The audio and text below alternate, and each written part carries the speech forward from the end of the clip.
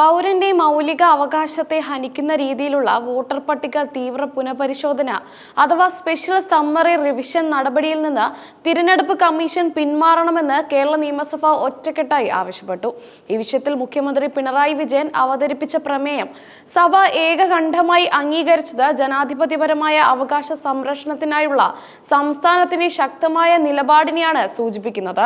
കേന്ദ്ര സർക്കാരിന്റെയും തിരഞ്ഞെടുപ്പ് കമ്മീഷന്റെയും നടപടികളോടുള്ള ശക്തമായ പ്രതിരോധമാണ് നിയമസഭയുടെ ഈ പ്രമേയം വിലയിരുത്തപ്പെടുന്നത്. ദീർഘകാല തയ്യാറെടുപ്പും എല്ലാ രാഷ്ട്രീയ പാർട്ടികളുമായും പൗരസമൂഹവുമായും ആവശ്യമായ കൂടിയാലോചനയും ഇല്ലാതെ തിടുക്കപ്പെട്ട് നടത്തുന്ന വോട്ടർ പട്ടിക തീവ്ര പുനഃപരിശോധനയ്ക്ക് പിന്നിൽ വ്യക്തമായ ദുരുദ്ദേശങ്ങൾ ഉണ്ടെന്ന് പ്രമേയം ചൂണ്ടിക്കാട്ടി.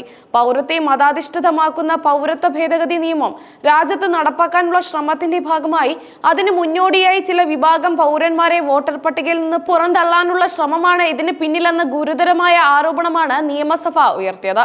CAA-യുമായി ബന്ധപ്പെട്ട് രാജ്യത്തുടനീളം ഉയർന്നു വന്ന ആശങ്കകൾക്ക് ഈ നീക്കം കൂടുതൽ അടിവരയിടുന്നു. വോട്ടർ പട്ടിക ശുദ്ധീകരണത്തിന്റെ പേരിൽ ചില വിഭാഗം ജനങ്ങളെ, പ്രത്യേകിച്ച് ദുർബല വിഭാഗക്കാരെ വോട്ടവകാശത്തിൽ നിന്ന് അകറ്റി നിർത്തുന്ന ഒരു പുറന്തള്ളലിന്റെ രാഷ്ട്രീയമാണ് ബീഹാർ വോട്ടർ പട്ടിക പരിഷ്കരണത്തിൽ കണ്ടത്. അതേ രീതിയാണ് ഇപ്പോൾ ദേശീയ അടിസ്ഥാനത്തിൽ ലക്ഷ്യമിടുന്നതെന്ന സംശയം രാജ്യവ്യാപകമായി ഉയർന്നിട്ടുണ്ട്.